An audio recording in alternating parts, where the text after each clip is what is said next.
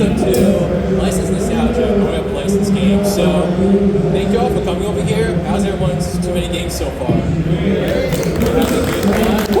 Great, because I didn't prepare for any other answer.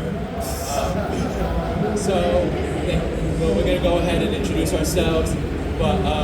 So my name is RidersDX. I run a YouTube channel. I've been making videos for about like 5-ish years at least at this point. And we're going to go ahead, we'll talk a little bit more about our content and stuff, but I'll let you introduce yourself.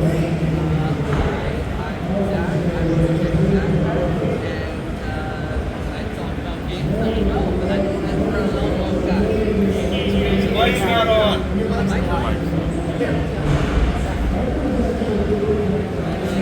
Hello. Oh, there we go. Oh, that sounds All right, one more time. I get it. Hi, I'm Zach Pack. I run the channel, funny enough, called Zach Pack, and I also talk about games and such.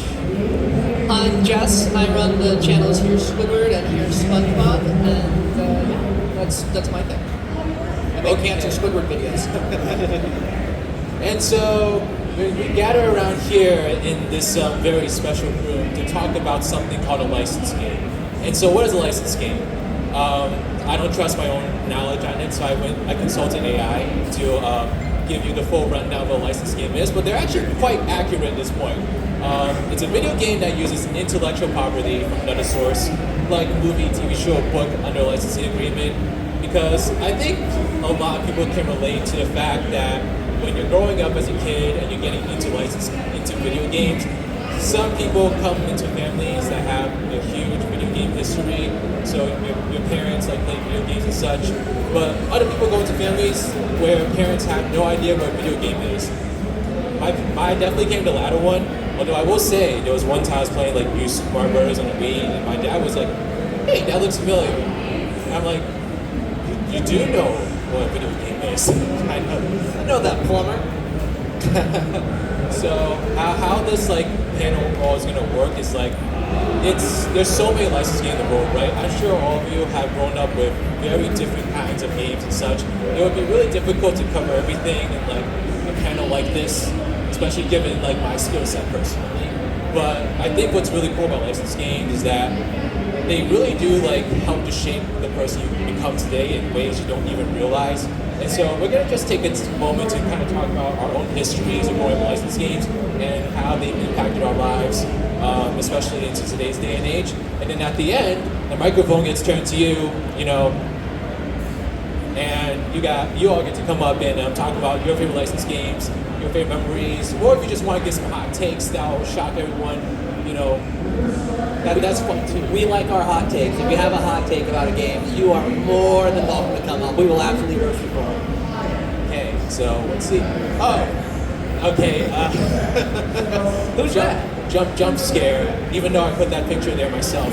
So this is a picture, I do not remember how old I was, but that is a very attractive looking birthday cake right over there from Carbo, I don't know how to pronounce it.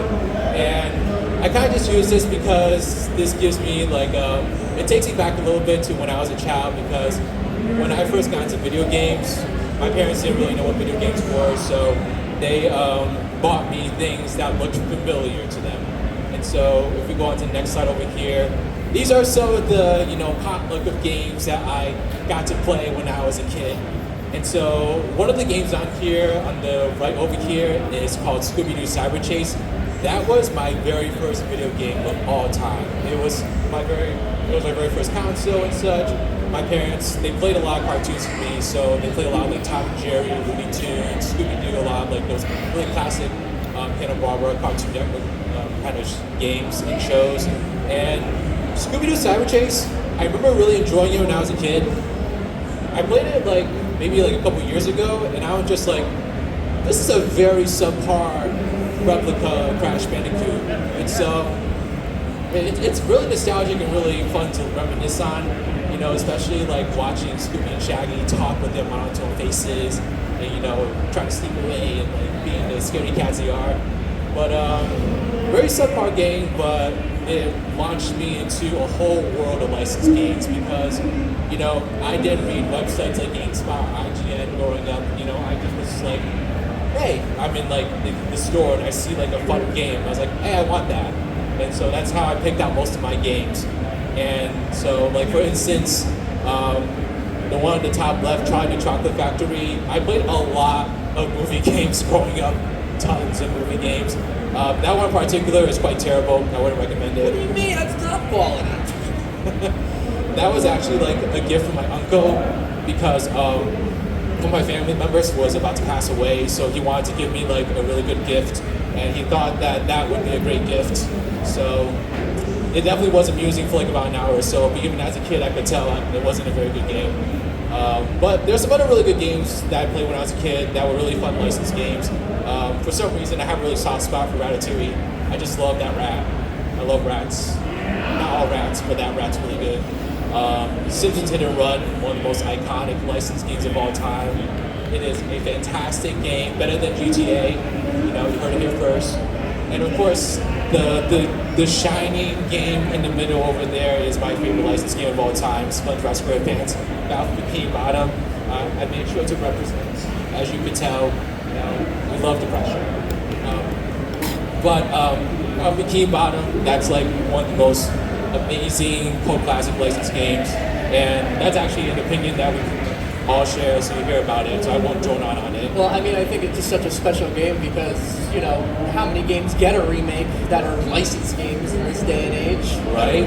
Not all games can say that. Not all licensed games can say that.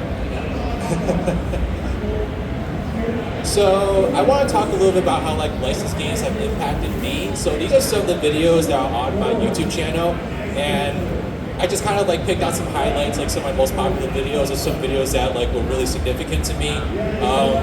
That one at the top left is still my highest viewed video of all time, which is just fantastic. I can't top my high school self. That's really great.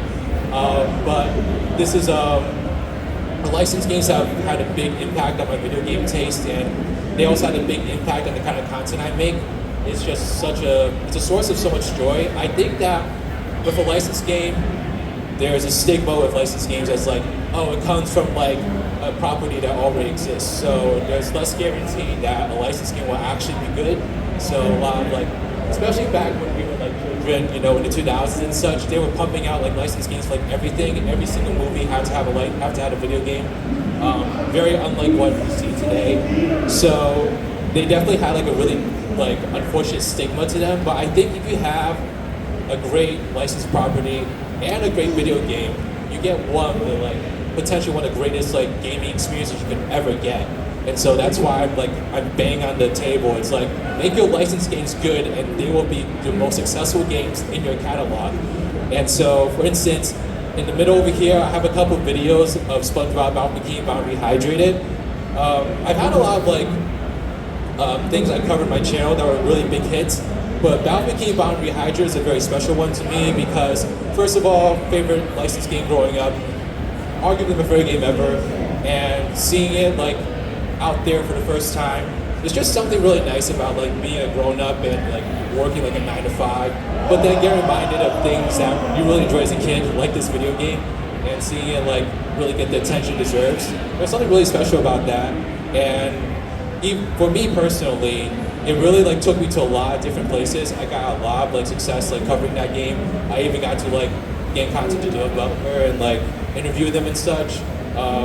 We actually ran like a charity event that was kind of like using the hype of that game to help raise funds for people at the time, because that game came out during COVID, so there was a lot of like relief efforts to like raise money for COVID efforts. And with that, we made $4,000 for Doctors Without Borders. Oh, I mean, but that was crazy because like it was based around a SpongeBob game. Like, who thought you could have made that much money for anything just because of a SpongeBob game in 2020?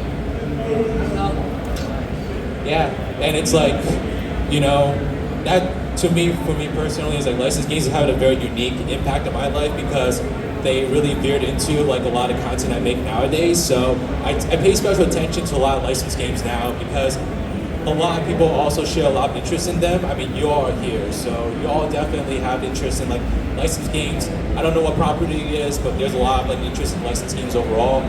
So it's definitely like a great like source for videos and discussions and such, and I love it. So I hope to continue doing it for a long time. So I just want to take a moment to talk about some of the licensed games I play nowadays because I think we'll have some discussion like of how licensed games have really changed from like back then. Like back then, every single game in their mother every single property in their mother had a licensed game. Nowadays, you see a lot like fewer licensed games, but I The think quality is boosted, I think. I think Yeah. everything's more expensive, which you were saying the other night. You know, now they have to actually put the effort in to get a return on it because games are so much more hard to develop. yeah. So like these are some of the licensed games I've been playing nowadays. Disney Dreamlight Valley. Don't play that game unless you want to lose years of your life. That's a very addictive game to me. I really want to shout out Jeff the Shark over here. I've been obsessed with Marvel Rivals, and I love that shark. He's my baby. And I don't think we're ready for this discussion, but I think Fortnite is the biggest licensed game ever. It has every single property you could ever think of, and that's my main over there, Sabrina Carpenter. Now, turn it over to, I forget who's next. Now I'm good. Did I hear some awes? Did I actually hear some awes? Was that you?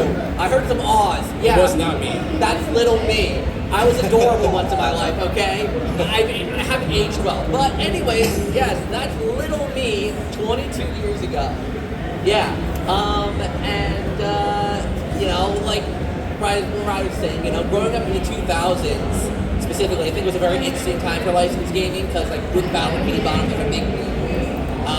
But I can say, like Riders, my very first game was also a licensed game, which was Battle for Bikini Bottom. These are actually the first 3 games I ever had in my whole entire life. I got gifted an Xbox for Christmas, and those were the 3 games I got. And to be fair, all 3 of these games actually have shaped my interest in not just licensed games, but games as a whole. And let me explain. I'll go through them one by one. Battle for Bikini Bottom, again, don't want to drone on it too much, but it's a freaking sublime, whatever. 3D platformer. Great music, great level design. It's like almost as good as like something like Banjo-Kazooie or like, you know, like it's that high quality. And I still play it like at least once a year, like just to kind of replay it. And it's given me an interest in 3D platformers. It got me interested in like the Mario games, you know, playing like Super Mario Sunshine is my favorite 3D Mario platformer. Don't come at me. But Really bad taste. it's a great one. That's 100% is a whole piece, but that's a whole other discussion. It's like impossible. But yeah, so Battle Bikini Bottom, great game. Scooby-Doo Mystery Mayhem. Now everyone talks about from this generation, Night of 100 Frights. I don't care about that one as much as a lot of other people do. But Mystery Mayhem, it literally was a ripoff of Luigi's Mansion, which is my favorite game of all time. So naturally, I'm inclined to like it. Plus, it's set up really cool. It's like literally like a season of Scooby-Doo. Like it's set up into episodes. They all interconnect. It's a cool time. It's got its jank, but we like jank around here. Did you play the European version? Because I noticed there that that's the European box art. No, well, listen, Google Images only had so much to work with, okay? And then we Important have, distinction. speaking of jank, Shrek 2. Yeah, that game's got some jank. But it also did get me into multiplayer gaming. Because that game, to its credit, actually has some pretty fun multiplayer components to it. It's like 4 players simultaneous co-op. It's got some mini games in there, which got me into it didn't really get me into Mario Party, but it got me to like that kind of game. There's so many weird things in that game that stay rent-free in my head to this day. For instance, that random character that goes, "Oh, Mary Man," that's something that's from the first movie. That's from the first Shrek movie. But no, it's in was, the second game. But it's in the second game. Yeah, it's weird. And like, I have a very vivid memory of that game. You know, I was also really into Shrek 2, and I had a cousin that he was the one that really got me into video games first. So I would bring over Shrek 2 to his house like every weekend and be like, "Hey, you want to play Shrek 2?" And he'd be like, "No. Let's play Halo." I'm like, guns or ogres? I know my choice personally. I mean, look at that face. What is there not to love about that face? He's like just staring at you so intently. So I don't get the views that Riders does, so I'm not as impressive. You but got good news. Thanks. But these are some games that I've talked about on my channel that I've also grown up with that I wanted to give some spotlight to. If you want to know the full thoughts, shameless plug, the videos are up. But I did want to throw in, first of all, the Aladdin video games, because I knew in the 90s this was a big one, where, like, you know, like, because the Sega Genesis version of Aladdin was very different from the Super Nintendo version of Aladdin. And I actually never said in that video which one I preferred. I just kind of compared and contrasted them. And I'll say, live right here, I prefer the Super Nintendo version. I prefer the Super Nintendo version of Aladdin only because it feels more fluid to play. Graphics-wise, Genesis, superior. Music, Genesis, superior. But the actual feel, how the game feels to play, it's got to be the Super Nintendo version. And I also included the Zero's Revenge in there, because that's one of those games where it's pretty bad, but I like it, because Aladdin is my favorite Disney movie. So naturally, when you have like your favorite Disney movie, and they make a sequel, well, this is a sequel to the direct-to-VHS sequel, The Return of Jafar, and they made a video game as a sequel to that. But it's solid enough. It does the job, and there's like little remixes of all the Aladdin soundtrack, which I really like.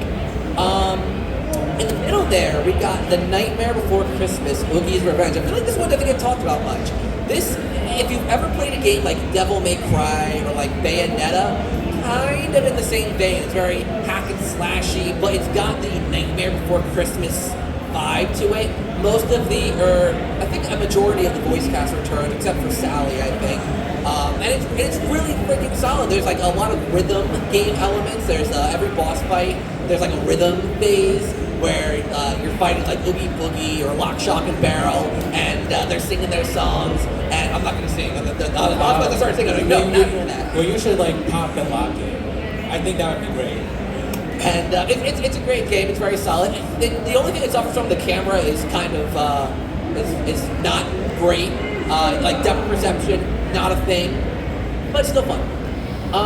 And then Light's Camera Pants, or SpongeBob SquarePants Light's Camera Pants is a freaking great party game. This is the game that I definitely, I played Mario Party first, but this is the kind of game that made me really appreciate like party games in general. Because it's different than something like Mario Party, where you got like the board gameplay and the mini games. Here, it's purely mini games, but you're competing to earn a high score to earn roles in a special Mermaid Man and Barnacle Boy episode. And the graphics are horrible. What are you talking about? It's a gorgeous game. It looks awful. The story looks like an insect. It's perfect. But it's fun. It's a fun game, and I highly recommend you play it. I did a whole let's play of it on the channel, but like you guys go play it. It's a good time. It is the greatest party game of all time. Okay, no, Mario Party is better. Mario Party has boards, but Light SquarePants has roles in a high-budget action-adventure movie that's... When you say high budget, have you seen the costume for, what is it, the crab? It's art. It's held together by masking tape. It's art. Tape. It's inspired by the Star Wars original trilogy. The PC version was so much better. I think it had a way more endearing story. I actually never played the PC version. The PC version's so much better, I think. No, I disagree with that. Well, you can disagree all you want. The console, great game. Try it out. Petition for it to be on Nintendo Switch 2 online. That would be fun. Fun. And Riders had a slide about the licensed games that you've been playing. I didn't make a slide like that because I haven't really been playing many. I mean, like Fortnite. Yeah, I gotta play Fortnite occasionally. Listen, I only got the Incredibles pack. All right, I love me the Incredibles. I played it just to get Peter Griffin. Once I got Peter Griffin, I haven't picked it up since. I have Sabrina Carpenter. I have Ariana Grande. I have Lady Gaga. Okay, you got all the pop singers. But yeah, that one I played a little bit of Hogwarts Legacy, but other than that, there's not many other licensed games I'm playing at the moment. So I just rely on the old ones. So, all right, now we're gonna move on to Jess. Hi, I'm Jess. I run these two channels. This is my shameless plug. If you like hilarious SpongeBob improv videos, that's what I do. Nostalgia overall has really just played a huge role in my entire life. I grew up with a lot of pop culture media, including just things I saw from my parents' day. They grew up in the 80s and the 90s, so I was exposed to a lot of that. And you know, nostalgia just has kind of fueled my entire life. I became an animator. The YouTuber and a bunch of other things because of all of these properties. And you never realize how much it really is going to stick with you until it happens. And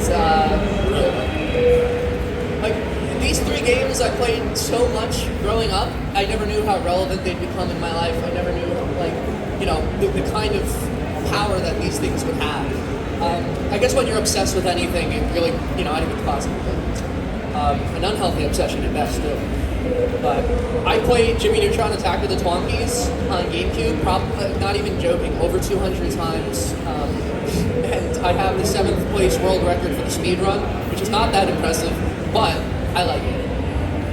Just everything with crossovers, everything like cartoon based, that just really got me into gaming. And it's still like I don't pick up Mario games, I don't pick up Halo, anything like that. This is still what I play to this day. These things just hold up so well. I think there's a certain aspect of these games that are fueled by nostalgia and having that connection to an IP. And that may make the game seem better than they are. But honestly, I feel like there's a lot of hidden gems out there because there's an IP slapped on it. You may not know it was a really great game, but that's also why that game may do really well. It's licensed games back in the day were definitely a diamond. We're definitely flooding the markets, especially like on the Wii with all the shuffling there was out there. And it's kind of nice to see that with the progression of licensed games, they have had more effort, they've had more give a damn in it, and it really shows. But again, it's budget, it's got to pay off a little bit more. As long as it's not Plankton's Robotic Revenge, it can't be much worse. No, can't get worse than that. I need to leave the room actually. That's like a very triggering name. When I was a kid, I played that game with my siblings from start to finish, and it was like the best time we ever had in our entire time being siblings. It was like the most we ever got along. Remember that 12-hour live stream I did just playing that game straight? I don't know how you did it. I think I played that game start to finish 10 times within 12 hours. You had to. Oh my god, that was so. My brain was push. When we did our charity event for when Rehydrated came out, we had a bunch of tiers, and we were actually giving out prizes, stuff signed by the voice of Sandy Cheeks, and different video things. We had a cameo from the voice of Squidward, and the highest goal we had was having Riders play the worst game he could think of for 12 hours straight, and it was glorious. Of course. Great times, great memories. I would love to relive it, but we gotta move on. It's honestly kind of impressive, though, where licensed games have gone these days. It's crazy to see the kind of involvement they have and the people that behind them that care about them so much. And I think my biggest experience working with these games was with Nickelodeon All-Star Brawl. Mark DiCarlo, who voices Hugh Neutron from Jimmy Neutron Boy Genius on Nickelodeon, is a good friend of mine, and he just loves the memes around Hugh Neutron, and it was so fun having him write all these funny tweets up saying, let's, brawl and pie this and ducks this, and Hugh's voice on Twitter, and it blew up like crazy. And, it was nice to see that the devs took note of that and actually cared about what the audience wanted. And, not only is this a great game, but they released DLC. I mean, what Nickelodeon game gets DLC? And they really, really listened to what people wanted. I mean, My Life as a Teenage Robot was possibly the biggest, most demanded 4 series to show up in the game, and they delivered. And then Hugh Neutron was the fan vote, and then Rocco was just like, how could you not have it from the start kind of thing? And it's nice to see a give and take. It wasn't there for a long time. Sure is. That was pretty crazy. Yeah. And it was at a time too, because Nick All-Star Brawl came out in 21? Yeah, it came out October of 21, I think. Oh, okay. And then Hugh Neutron came out August of 22. So it's kind of crazy, the early 2020s with Rehydrated and then this. It was how you could be, I think a lot because of COVID. You had Nick Kart Racer 3 coming out too, and that one wasn't too bad. The first 2 were I don't know how we got the 3, but the first 2 were abysmal. I guess they wanted I like the second one, it was fine. They had JoJo Siwa on that. It was enough to send me off. See, now that's a licensed character right there. Now this is what I call a licensed game. So one of the videos I did following the Rehydrated release was I ripped the game, stripped it down, and turned it into the ultimate licensed game by modding it with as many licensed characters as I could think of. I still don't understand anything on this screen. It's all just horrible, but It's a mess. But it's kind of just you could either take this as I had nothing better to do with my time and I was a complete loser, or like just the power of nostalgia had. It's like I just love this game and I love reconstructing it and finding a new way to play it because it's just so good. It's just so good, and this was such a cool way to re-envision it in my own twisted, horrible. Like, who is that in the top left? I actually don't recognize who that is. That's the Scare from Ben 10. By the way, I see your Omnitrix. Hell yeah. Hey. I met Yuri Lowenthal and got my jacket signed a couple weeks ago. But anyway, yeah, that's the Scare. Ghost Freak from Ben 10 and Adam West from Family Guy. Mr. Crocker, Fairly Odd Parents, Otis. Don't skip out on Danny DeVito's face all over. Oh yeah, Danny DeVito. I forgot. Yeah, he's the trash man. You definitely. Trash all over the ring. I took out my gun, so I'm blasting. I don't see, so I miss. I don't see so good, so I miss. I got it. I think we've definitely seen the full range of how licensed games can impact your life. It really just, you know, you never realize until it happens what kind of things have influence on your life, and you know, just like I can't stress it enough. It's just amazing what these things have done for people. You know, from just coming home from a stressful day and relaxing with something from your childhood to the extent of what I've done and actually got to work with developers and voice actors on these games. It's incredible, honestly. And the communities are so close-knit and such good people. Like, that's how I met these guys, and it's just great. That's the thing. It's like at this time, because like, you know, for all of us, I was about to say we're all in our 20s, but Yeah, we're all in our 20s. I'm in my 10s. So we're all in our 20s. So it's like, well, besides Riders is 48. No, kidding. Oh, I thought it was 49.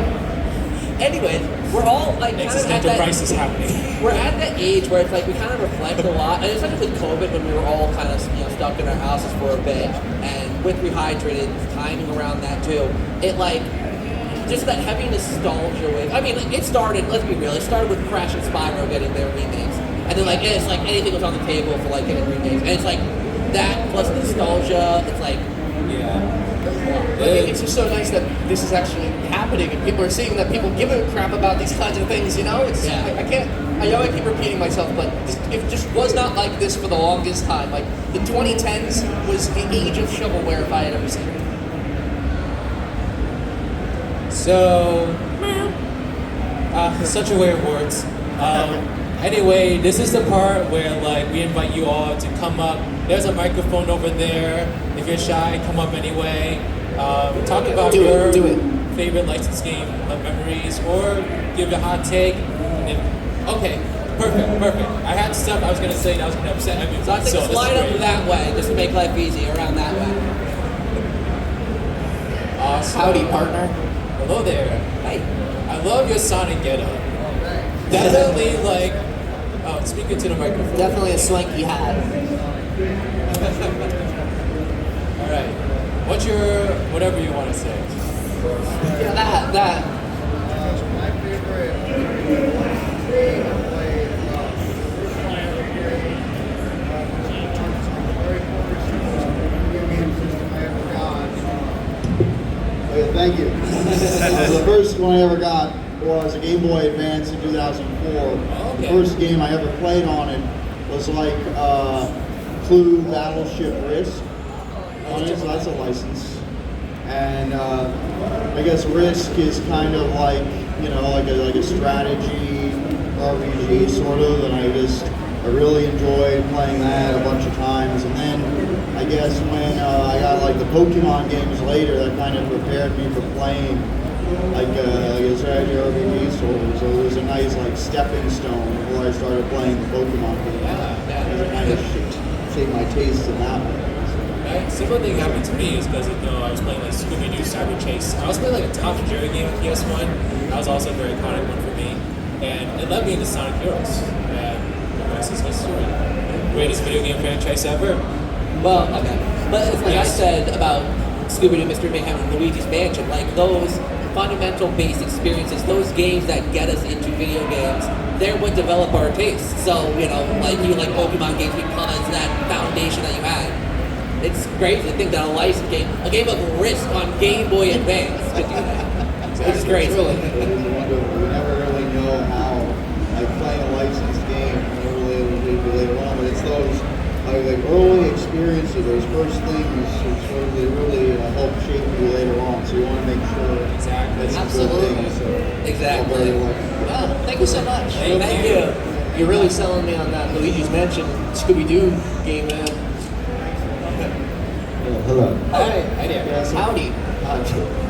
so for me, I definitely grew up with quite a few licensed games. I grew up by the Game Boy Advance and the GameCube, and some of my favorites were for the GBA, the game based off the movie Robots.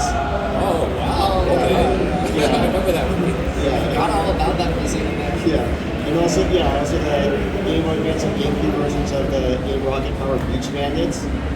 Okay, yeah. Yeah, and those like the GBA games are kind of like akin to like a Metroidvania style game, and I didn't get into like other Metroidvanias for a while, but I eventually got into like the actual Metroid games and other games like Hollow Knight or the Blind Forest, and I still want to play like the handheld Castlevania game. I won't play those, and like the GameCube Rocket Power is more like kind of like an adventure game, and also had a lot of free roaming and the levels were really big. So like any games, whether they're like open world or games where you can just kind of goof off and just explore, like I definitely grind to those kind of games too. So, It's great to get lost in those things, man. Absolutely. Did you say robots? yeah. Oh, but I have a funny story about that. I also involved my cousin. So basically, like, it was almost his birthday, and then my parents were like, "You want to get him a birthday present?" And I was like, "Sure." So I chose the movie game of robots, and then my parents were like, Excellent choice, my darling. "This is for you, Brian. It's not for your cousin." And so we ended up buying my cousin the Halo 2 DLC.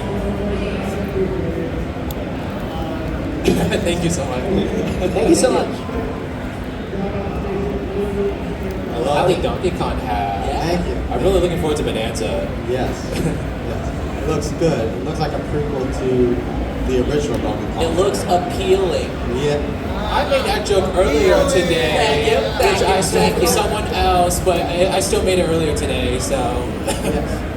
One of the games I've been playing a lot recently, since it came out, is Spider-Man 2 for the PS5. I just finished that. Yeah. It's so good. Yeah, it's basically my comfort food game. Every time when I come from work, I just play it. Sometimes I'll play it while my friends are playing Warzone, and I was like, "Hey guys, guess what I'm playing? Do we really want to know?" And it's Spider-Man 2. And also, I watched your videos with SpongeBob Rehydrated. I went to PAX East and played it there. Looking forward to it. I actually got the collector's edition that nice. Rehydrated. So Oh, man, I I really appreciate your videos and all your videos too. Just never, if anyone ever asks how much you spent on the Fun Edition, never answer them. I hold that in good shame because I did the same thing. I had people buy it for me. Wow. That means a lot to me. Thank you so much. No problem. And what was I going to say? I think superhero games in particular have been really blossoming lately. Like Spider-Man 2, Marvel Rivals is like a drug addiction to me currently. Going from Arkham Knight to Gotham Knights, though, definitely wasn't the The best. upcoming Wolverine game sounds really interesting. I'm really interested in seeing how that turns out. But yeah, that's my spiel. Hello there. Hello. Okay. I don't want to talk your ear off. I realize I got a lot of things I could probably talk about in terms of licensed games. Currently, I'm playing through a lot of the handheld Impossible games, GBA and PS right now. I probably picked up a couple here, but there's two things I want to say. First, I have a very strong memory of like my first real connection to a licensed game. It's a game that I played constantly at a specific aunt and uncle's house growing up. It's going back all the way to like the NES. They had a whole big furnished basement where they had a whole collection of NES games and Super NES games. I didn't care anything about the Super NES. I went straight to the NES and constantly played the NES game based on the Three Stooges. The Three Stooges? Is that Yeah. what you said? I didn't even know they had a Three Stooges game. There I think I are heard actually that. 4 different versions of it, like 4 different platforms. There's one for Amiga computers, there's one for PS1 and GBA, but I think the NES one is the best because it has, in my opinion, the best like opening scene that's kind of a fake out that I've ever seen. When you boot up the NES version, it loads to a screen that says Ghostbusters 2 on it. And it's secret for a second, and then the Stooges walk out and they say, "Hey, we're in the wrong game. Hey, this is like a kid's game." Love that. And I just love that. It's a mini game collection based on the different shorts and everything. There's one where you gotta eat crackers and like oyster stew and like you have to get a radio to get Curly to start fighting in a boxing match. People have mixed opinions on it. It's some kind of game that takes some time to get used to because the controls are wonky. But I played it so much that I'm so used to it. The other thing I have is a little bit of a personal thing on a completely different side of things. One scene I have to do. In a world where we have so many like Dragon Ball Z games, all these other animes, why in the world haven't we had any good Sailor Moon games since Sailor Moon drops? That's what I'm saying. That's what I I'm would saying. take an RPG, a fighting game, something. We just need something out there. I don't want to have That's like, a great- this one being something on the Super Nintendo for a fighting game or Sailor Moon another story. And that's all I'm going to say about it. I want I something am modern really for shocked Sailor at that Moon. too. But you know what's interesting about Sailor Moon is that actually a month or so ago, I saw the musical on stage. So it's like, they don't have a video game, but they have a musical. Like, I'm like, I love the musical, by the way. It was great. But it's like, the priorities are a little interesting with that franchise. Sure. Thank you. Thank you so much. Thank you so much. So my first licensed game I remember owning was Toy Story 2 for the PlayStation. Wow, okay. And that is actually a really solid collectathon platformer. Yeah. Like, it's not Banjo-Kazooie, but it's pretty fun.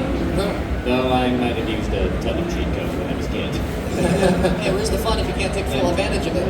And the other thing is just a quick shout out to Super Robot Wars, where every game consists of taking a dozen different mecha anime and making them fight. Well, yes. Gotta love that. You know, Thank you so much. something interesting I've kind of been noticing is that like licensed games, there's a genre that they tend to be in a certain time period. So it's like during the 2000s, they were like platformers. They're like a Wii era. They're like mini game collections. Well, they tried to copy trends of games that were coming, that were out and popular. Yeah, whatever was doing good, that's what everyone else was going to be doing. Nowadays, I think people are just trying to like. I think free to play is kind of like becoming the main thing they're going for. But I don't know. We shall see in the future. Hello there. Hey, how's it going? So, while I don't have the kind of connection, Can you speak up, please? Thank you. is this good? Yeah, that's great. Well, I don't personally have the kind of connection with licensed games where it influenced my taste for respective games. I still do have like a lot of core memories because I would often, because me and my brother would play stuff like that. Two games in particular that we would bond over was the first Lego Star Wars movie that covered the prequels, and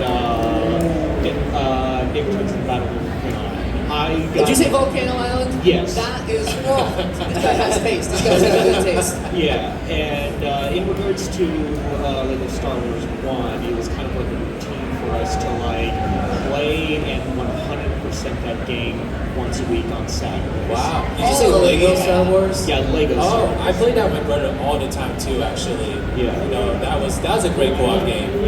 Yeah, we tried to do the same thing with the complete saga, but we couldn't work ourselves into it. I actually just like recently ordered that. So I don't. It's like the newest one that came out. That's Oh, like yeah, that's the that's Skywalker. Skywalker Saga. Yeah.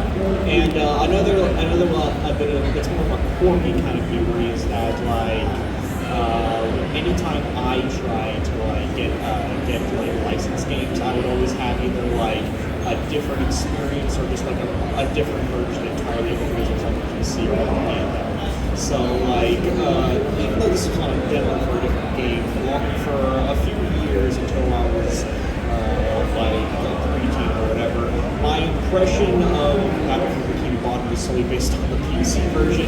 So for years I had That's still a good game. We are That's gonna still a bring good this game. up actually. But the SpongeBob PC games are so underappreciated. I swear to God, they're gems. Every one of them. And Boy of the Month is a hidden gem. Yes. Yes, absolutely. So for years, I was wondering why there was so much reverence for this, and then I saw footage of the console version, and I was like, oh, that's one. And I guess the only real like hot take I have when it comes to like licensed games, and it's probably not even like a hot take anymore, but like I personally felt that like once voice acting decided to play the games, it lost a lot of the charm. Granted, they started doing that around the same time I probably was aging out of it, but I like my previous explanation because Nice. Thank you so much. Thank you. All right. Looks like we got 5 minutes left, so let's try to give everyone a chance to come to the mic and tell their stories. Hello there. Hey, I'll try to make this quick. Not my first, not my favorite. Arguably not a licensed game, depending on. I'm sorry, could you speak up a little bit? Okay. I know it's tough. Sorry. I don't know if this counts as a licensed game, considering the nature of the source material. And y'all are definitely too young. I don't know. Chex Quest. What was it? Chex Quest. Sex Quest? Sex Quest? Chex Oh, Quest. I got so excited. I'm like, Sex Quest? Where? The cereal. I know what you're talking about. I'm slightly less excited now, but I have heard of that though. I'll just fall over now. Didn't it come free, like in like the box of the checks? The first one is. Wasn't it like Doom, like a Doom clone? It is. It's a I maybe young, but I know some stuff. It's got a full motion video to intro the first game. It had a sequel, I forget if that was packed in. What the hell? And then it had a third game that had like no financial support from Chex, but people just wanted a third game to finish the trilogy. I gotta see this. As soon as this is over, I'm looking this up. You can get a build that runs on ZDoom, so it's got all the newest features and like online multiplayer and stuff. Wow. Well, good to know. Thank you so much. Thank you so much. Have fun. I might want to die. Yeah, step on up. Step on up. Hello. Hey there. Hi. When it comes to games based on comics and TV shows, Yeah. I feel like a contender for the very best one has to be Telltale's The Walking Dead. Wow. Okay. Oh, that's a good one. Yeah, that's a Because good one. there aren't that many licensed games that really focus on the storytelling and the characters. Yes. Walking Dead, it was so suspenseful. You never know who was going to die next. The main character was excellent, great character. There were several games where that the premise of man finds child and becomes a father figure. There are a few games like that. I feel like The Walking Dead helped popularize it. And even when I knew the ending when I finished the game, but even knowing the ending, I still cried at the end. It's heartbreaking. Just really good writing and characters. The choice to make them interesting. I think that's probably the very best when it comes to licensed games.